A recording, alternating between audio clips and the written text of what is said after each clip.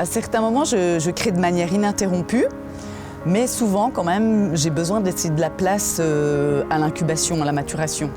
Et je reviens plutôt après sur mes œuvres en y incorporant des idées nouvelles. J'ai vraiment besoin de temps. C'est rare que je puisse vraiment produire d'une seule traite. Je m'appelle Isabelle Cretin et je vis dans le Valais.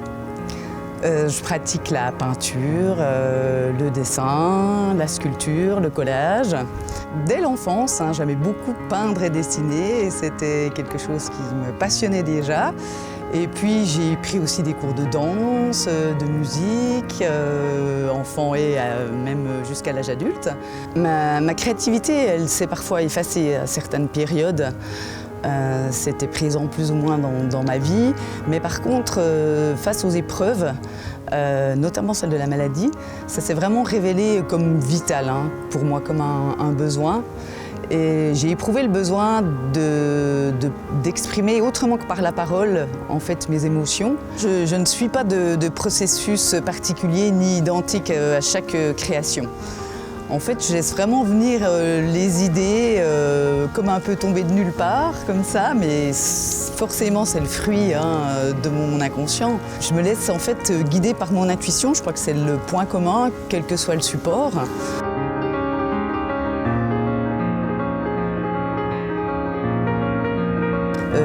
C'est une fois que je le construis que je me laisse comme ça guider par l'imagination, par le ressenti du moment.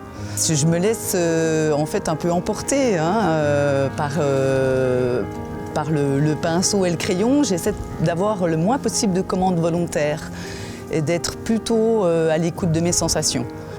J'aime aussi exploiter les découvertes un peu fortuites ou les accidents. Par exemple, je peux tout à fait intégrer une tâche involontaire à mon œuvre, que ce soit un dessin ou de la peinture. À d'autres moments, par exemple, récemment, j'avais imprimé des photos sur le mauvais côté du papier. Ça a fait fuser les couleurs.